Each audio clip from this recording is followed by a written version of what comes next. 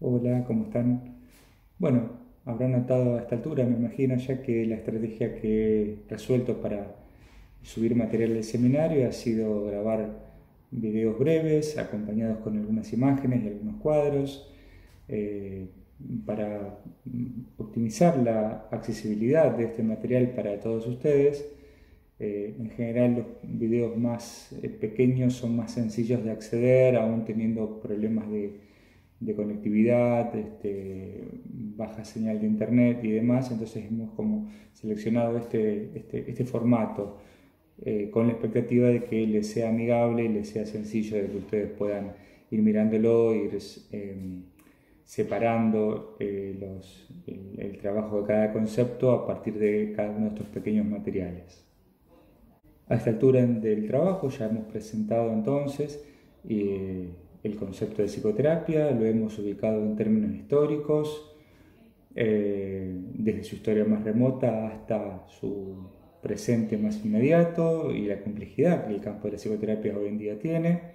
Y ahora lo que le vamos a proponer en este otro nuevo material es una forma de abordaje que desde la cátedra tenemos para pensar el concepto de psicoterapia y poder articularlo. Bueno, espero que sea útil para ustedes este nuevo material. El concepto de dispositivo ha sido utilizado por diversos pensadores para articular abordajes en el campo de las ciencias sociales. Nosotros vamos a tomar la perspectiva que Foucault desarrolló acerca de este concepto. Este autor distinguía dentro del concepto de dispositivo al menos tres aspectos que para él estaban interrelacionados. El primer aspecto permite entender un dispositivo como un conjunto decididamente heterogéneo de discursos, instituciones, instalaciones, incluso materiales, arquitectónicas, reglamentos, normativas, leyes, medidas administrativas, enunciados que pueden ser científicos, filosóficos, morales. Todos estos elementos se encuentran presentes tanto en el plano de lo que está dicho, de lo que está expresado, como de lo no expresado, sin que por eso dejen de producir efecto. El segundo aspecto o plano que describe Foucault es que entre esos elementos heterogéneos que se han descrito en el primer aspecto, existe una serie de vinculaciones, una red de relaciones que tiene una naturaleza específica, que incluye ciertos juegos, vínculos de poder, cambios de posicionamiento, modificación de las funciones que se persiguen en la articulación de esos elementos. Esta red de conexiones es de una naturaleza dinámica, cambiante, procesual. Por último, el tercer aspecto que describe Foucault como necesario para entender la operatoria de un dispositivo tiene que ver con que para él todo dispositivo cumple una función de urgencia, de emergencia, de acuerdo al momento histórico y el contexto social en el que surge, en el que se articula. Es decir, en última instancia, la construcción de un dispositivo, desde la perspectiva del contexto sociohistórico, siempre responde a una urgencia o alguna necesidad de ese contexto para poder articular esta respuesta en la forma de un dispositivo que aparece, que emerge. De este modo, si entendemos a una psicoterapia como un dispositivo, vamos a ver que también puede aplicar la descripción hecha por Foucault para articular tres aspectos. El primero de ellos serían los elementos que lo constituyen a la psicoterapia como dispositivo, es decir, la presencia en todos los tipos de psicoterapias de un marco filosófico, teórico y epistemológico. También el desarrollo y el establecimiento de una relación de ayuda para que la psicoterapia pueda instalarse. Y por último, los elementos que hacen al encuadre, que también definen y determinan el diseño del dispositivo psicoterapéutico. Por otro lado, en cada uno de los modelos de psicoterapia, estos elementos marco filosófico y epistemológico, relación de ayuda y encuadre, van a tener diferentes relaciones dinámicas y cambiantes entre sí, y a la vez cada uno de los dispositivos psicoterapéuticos posibles, de los diferentes modelos, como hemos visto en los videos anteriores, han surgido y se van desarrollando de acuerdo a determinadas exigencias del contexto histórico y social en donde aparecen.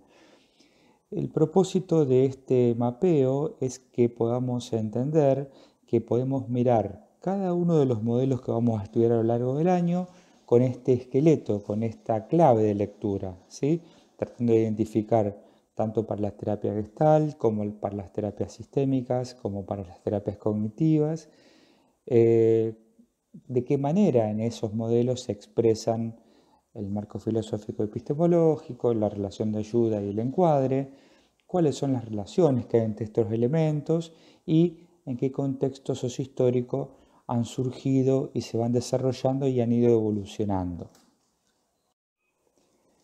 Si ampliamos nuestra mirada sobre los elementos del dispositivo psicoterapéutico, tendríamos que decir, quizás a riesgo de repetir o insistir en el asunto,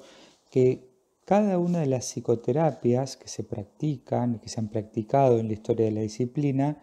han contado con un cierto marco teórico y epistemológico, con una filosofía de base, con una antropología, podríamos decir, en el sentido de que cada tipo de psicoterapia tiene una serie de supuestos acerca de qué es el ser humano, en qué consiste la experiencia humana, qué es el mundo, qué es la realidad, cuál es el sentido de la experiencia humana, en qué consiste estar sano, en qué consiste o cuáles son las perturbaciones que nos llevan al malestar y al sufrimiento,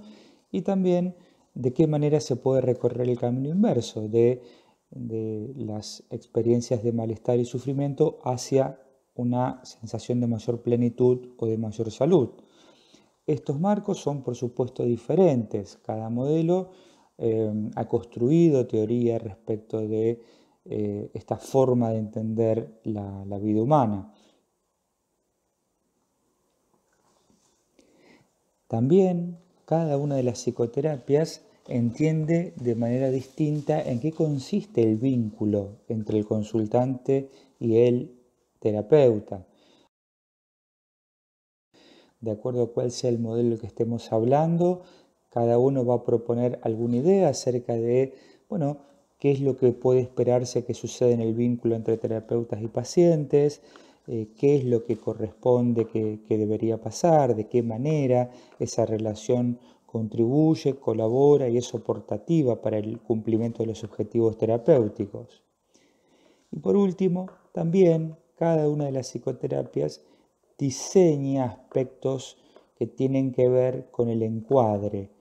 El encuadre nosotros queremos entenderlo, queremos plantearlo como la concreción del dispositivo psicoterapéutico en el marco de la historia personal de terapeutas y pacientes. Cuáles son los aspectos que se tienen en cuenta en la elaboración de esta relación de ayuda. Podríamos pensar entonces que el encuadre es un elemento que es una suerte de desdoblamiento de la relación de ayuda, de acuerdo a cómo se entienda el vínculo que se establece entre terapeutas y pacientes, el encuadre va a asumir ciertas características. También el rol del paciente y del terapeuta entendemos que es una forma de establecer el encuadre. Los objetivos de la terapia también son maneras de organizar el encuadre. Y por último, las intervenciones que los terapeutas realizan también dicen mucho, revelan mucho de las condiciones del encuadre. El propósito es que a partir de aquí y cuando empecemos a abordar a partir de la segunda unidad, sobre todo los diferentes modelos de psicoterapia, podamos identificar cada uno de estos elementos del dispositivo psicoterapéutico, es decir, de la terapia Gestalt, de las terapias sistémicas, de las terapias cognitivas, cuál es el marco teórico, epistemológico y filosófico,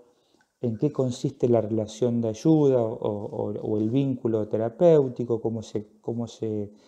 conceptualiza, y también el setting, el armado del encuentro concreto entre consultantes y terapeutas, de qué manera se diagrama, qué se tiene en cuenta, qué grado de flexibilidad hay en todas estas dimensiones que hemos desagregado del encuadre.